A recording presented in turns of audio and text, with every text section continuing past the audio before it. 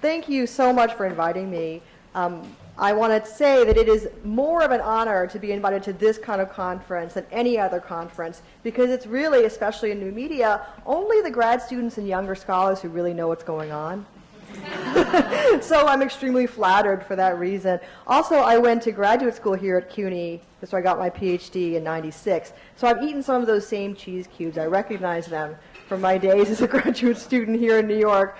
So what I'm going to present to you is somewhat inspired by my experience here at Lang at the Playground and Internet's Playground and Factory conference, which was so great. I mean, I think that the New School has kind of surged to the front in terms of where the good work is being done in digital media, and specifically the critical side. I mean, some of you have mentioned how this is really a program that's often privileged makers of things, but certainly that's the tendency in new media. Digital media has not always been viewed through a critical lens, far from it. Utopian crowing, financial kind of, discussions, bells and whistles demonstrations, which can be relied upon to crash almost every time. If they don't crash or malfunction, it means you're not aiming high enough. And a generally really celebratory and uncritical tone was good for drumming up interest in new media's early days, but that's not enough now, especially given that, as Alex Galloway says, quote, computers are especially good at increasing social inequality, and he says this in his gaming book. So I start this presentation with two images from the immigrants' rights movement. This second one is the cover of a book co-authored by Mike Davis called No One is Illegal, which has kind of spun off into a whole movement, the No One is Illegal movement. There are chapters in many cities. And Mike Davis also wrote the book City of Slums, which very much connects to the work that, the wonderful work that Sally was talking about, right, which I will talk about as well. Because these are connected things, right? The globalization, kind of slum area, dominance, but also, as Lawrence Liang, a legal scholar who works on intellectual property in the transnational context, writes, 50 to 70 million people are living illegally in settlements or housing that does not, quote, belong to them and that they're not supposed to be in. He's talking specifically about cities in the global south, Brazil, China, specifically Bangalore and Calcutta and so on.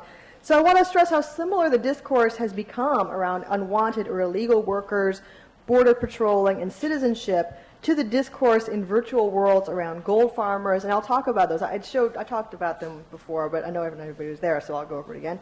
And to make a little bit of a leap, Asian sluts in social networks. So I'm talking about Tila Tequila here, in case you didn't guess. Somebody who's not often viewed as a worker, but certainly is. I mean, she had an instrumental role in developing MySpace, not just as a thing for people to go to, because the problem with MySpace is the problem with all new social networks, as they say, not enough chicks, too many dicks, right?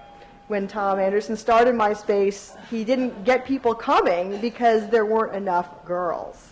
So he recruited her to come, bringing with her 30 to 40,000 fans. She had grown from being on Friendster and Asian Avenue.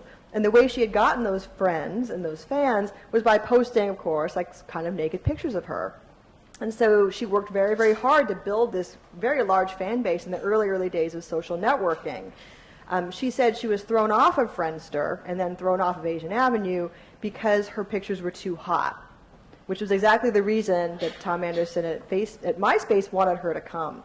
So here she was working for nothing and also working somewhat illegally, right? So when we talk about what's play and what's work, maintaining Tila Tequila's social network profile is a lot of work. She has several million fans. And as she says in her autobiography, Hooking Up with Tila Tequila, it was an immense 24/7 job. She claims to read everybody's emails to her, messages to her, and to reply to a lot of them, which is how you get so many fans, right? So what these gold farmers and these Tila Tequila have in common is that they're internet workers who labor doing repetitive tasks, either in World of Warcraft and other games, earning our virtual gold for us, making our games more fun and easy, or creating the titillating sexual images that have done so much to make the internet so popular. And NSFW, you might have heard of this, not suitable for work, right? We only have that way of talking about the internet because so many people are spending so much time looking at images like Tila Tequila's. So these workers perform the immaterial, affective, and reproductive tasks that we benefit from on the internet every day. You couldn't really have the internet without this kind of work. And we can count on these forms of work to become more intense, more frequent, and more inclusive of other marginalized groups. So Jonathan Zittrain's written quite a bit about things like the mechanical Turk, right? The outsourcing of, say, crisis calls to people in developing or undeveloped countries. There's a website called Momtrepreneurs. I can't pronounce it very well, Momtrepreneurs, that outsources work you can do on the internet at home to mothers, which is to say people who are willing to be paid very little to do distributed labor. Correspondingly, this is the year of Avatar, right, the big movie, and James Cameron and Peter Jackson have both been interviewed quite a lot about what this means for filmmaking. And they both stressed the incredible manual labor that's required to make a film like Avatar, and how 80 programmers had to sleep under their desks for 40 weeks to make this film. And so they said the fixed cost of making a film like Avatar is labor. It's not what you think, right? It's not this like high-end design creativity, although that's part of it. It's really just actual hours. And they said the way to make this cheaper or more attainable to other filmmakers is to do it in China or Russia. Like these were the two ideas for the only ways to make it cost less, right? So there are some pretty painful paradoxes here about race, gender, and exclusion, right? Because when people do this kind of work, they're entering into virtual worlds where they are often viewed the same way as these people are, right?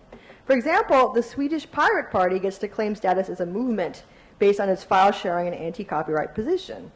Yet at the same time, as transnational legal scholar Liang writes, India and China are viewed as rogue nations in regards to copyright infringements.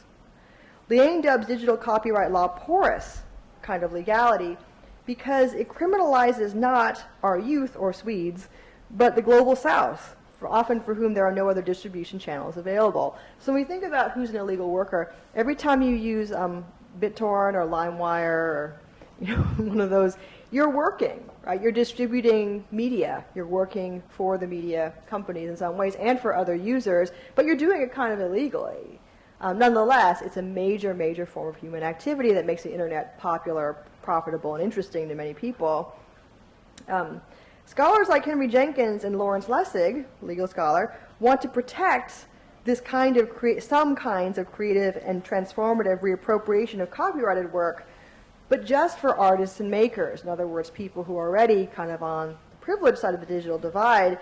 They specifically don't want to change copyright law to help people who just can't afford media. That's not the goal. In fact, Lessig says all the time, that's absolutely not what should be happening. Companies should get to preserve their profits, but artists should also get to make things as well, as he says, for kind of critical or political reasons.